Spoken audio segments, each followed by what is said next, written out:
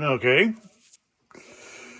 The light on this stove, which says cooktop hot, just went out. But I gotta tell you, just putting my hand there where I've been working, that burner is still too warm to clean that cooktop.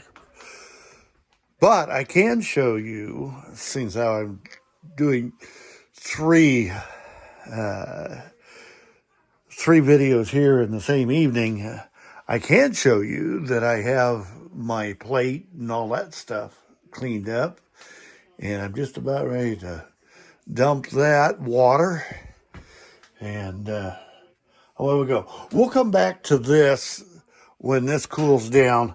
I want to do a deal. You can see how that's kind of smeared up and everything. Do a quick clean on this. It's actually not a bad job at all. Yeah, of course, needs to be done. Yeah, like I said, you can see that it needs something. It doesn't look bad, but it ain't clean. It ain't ready to walk away from. So we'll come back. Okay, I think we've cooled off enough here now.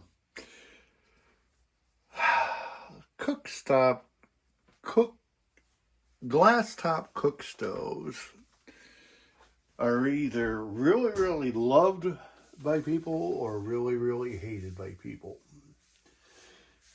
I keep being asked,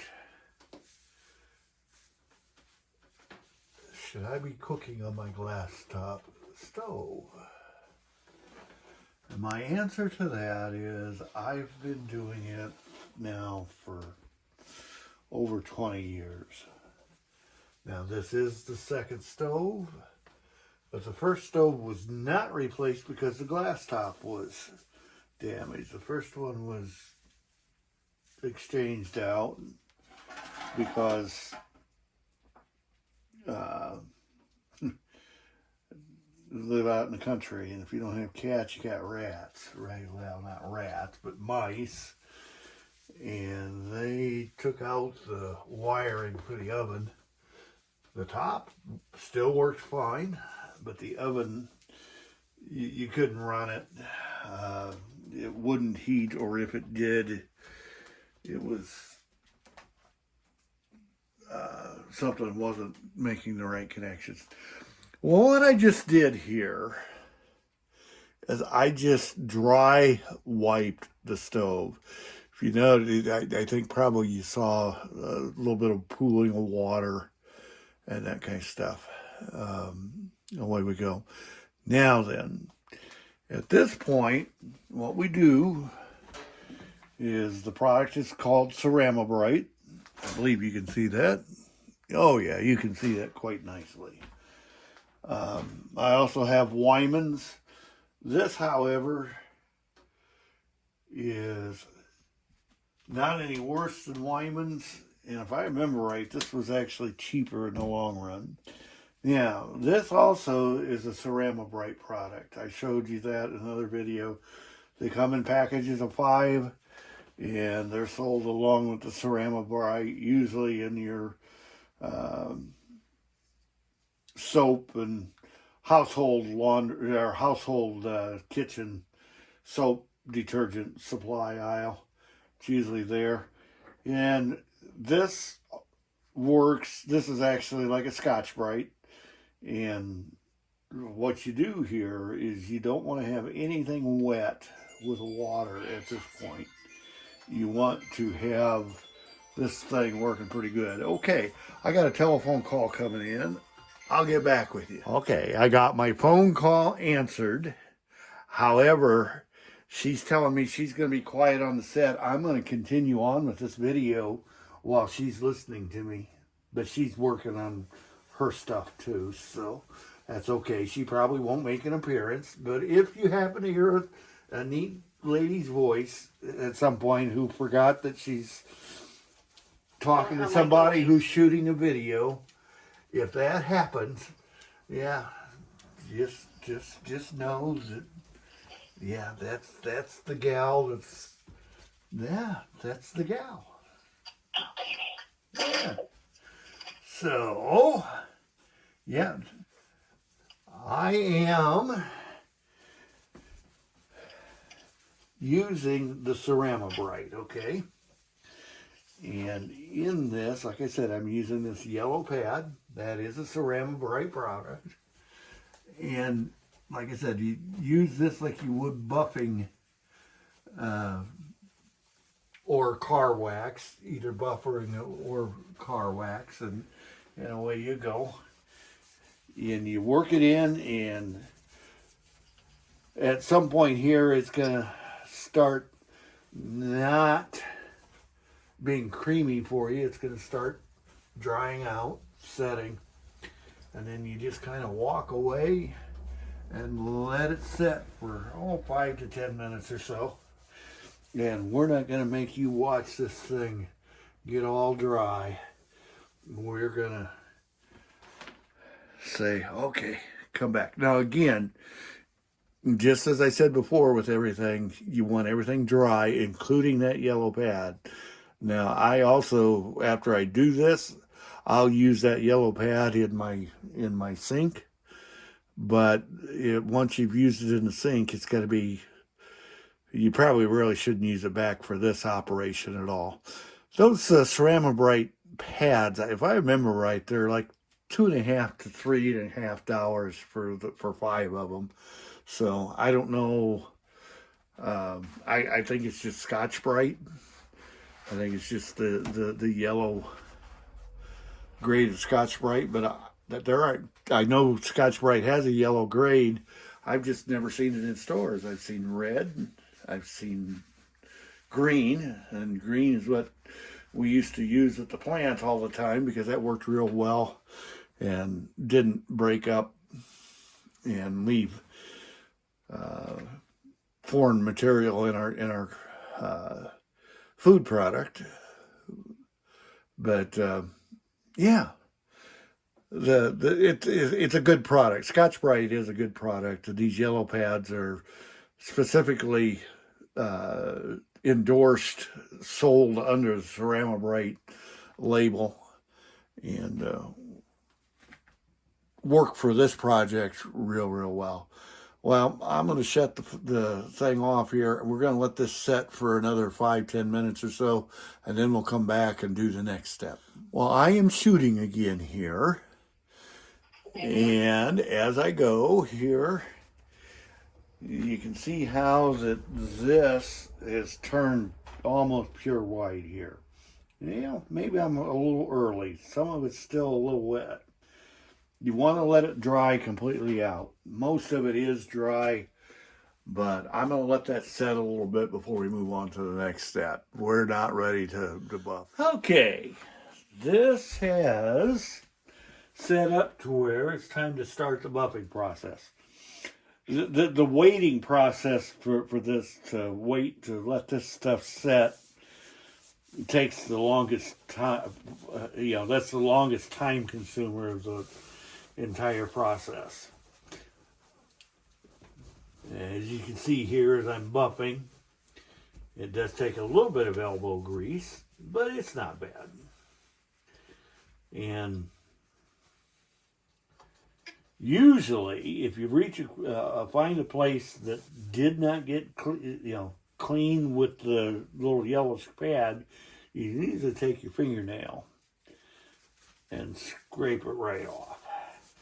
But that's all this is. It's just a little bit of elbow grease.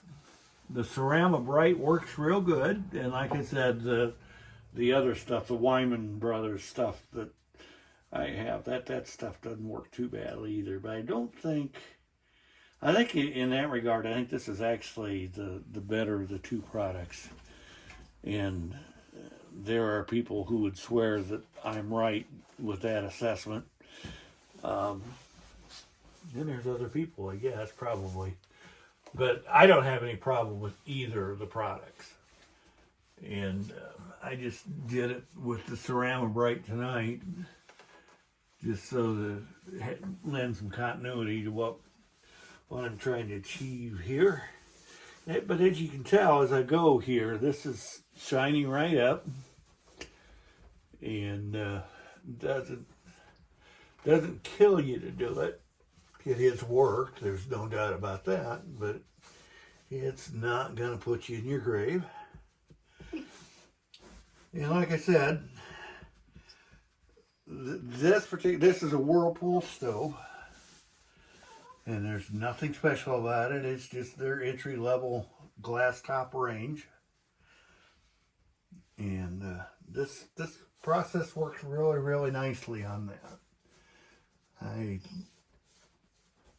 The other one that I had before this one, I believe probably had a Kenmore label on it,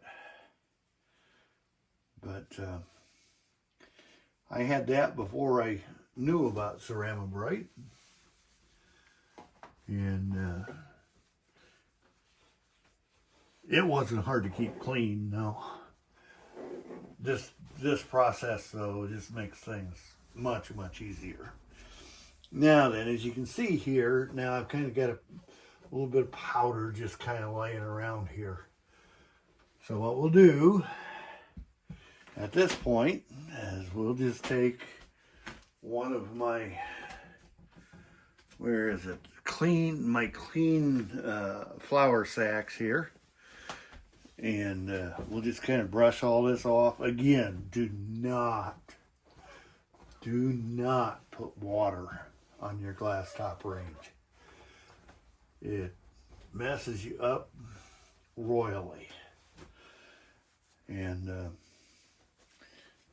as you can see here, the cotton flour sack picks everything up, makes everything pretty. There's this connecting strip here between the edge of the stove and the glass top is kind of it's a polymer of some type, and it usually cleans right up, but sometimes you'll get a little bit of residue hung up in that strip. And if you do, there's a couple ways of taking care of that. Usually, I've got a soft sponge, dry sponge. Again, you do not want it wet. And that usually works. Somebody was telling me recently about other ways to handle that. And just involving small round objects. Somebody said was even talking about using spaghetti, but wrapping it in paper towel and using that. I would imagine like a pencil lead point, again, as long as you didn't stick that through the paper towel, probably would work. Anything get down there. But as you can see, tell, I'm a bachelor. That this stove has not received pristine conditioning at all at any point. And that's without the lights in the room on. That's just with the range light on. Let me turn the lights on in the room. I think that does a pretty good job. I like that. And that's how easy it is for me to keep my deal in. That thing reflects really nicely. Now what I can see here is, I don't know if you can see it before the angle I'm at. The back splash back there, I did not put the Ceramibrite on. And I can see in the reflection of the cooktop stove that needs some attention. Yeah, cool stuff. Cool stuff. That's better. It's not perfect, but it's better. And there we go. Now, like I said, I'm just a crazy old man who lives by himself. And that's my stove. I like it. When I put a little bit of effort into it, it works out pretty good. Okay, what else was I going to show you on this video? I was going to show you something else on this video. I was thinking, I still got a couple spots right there I'd like to get off. If I really want to get that clean, that's the same material as what the, no, that's not. I'm wrong. That's an enamel covered steel plate back there. But the Ceramibrite works just as well on that as what it does the glass top. So, away we go. Yep. Whatever you do, I've said it before, I'm going to say it one last time here. Do not put water on your glass top range and expect it to be good looking when you're done. It just does not work. You always end up with spots. You always end up with streaks. It never works. And I don't know, maybe I'm an idiot, but that looks pretty good to me. Now, we're not talking about the front of the stove yet here. I do need to give the inside of the stove and also the front glass. I need to clean that up. But that's a different story. We're just talking about glass top ranges here, or at least my glass top range. Well, I probably have way too much time invested in this video. And I can't remember what the other thing was that thought maybe I might put into that. So I'm going to call it quits. Thanks for watching. Thanks for your interest. I hope this helps in some way. And if not, you can laugh at me for having to do my own work and not having a cleaning lady hired to do it. I can't afford a cleaning lady. Oh. You take care. We'll talk to you later. Thanks for watching. Bye-bye.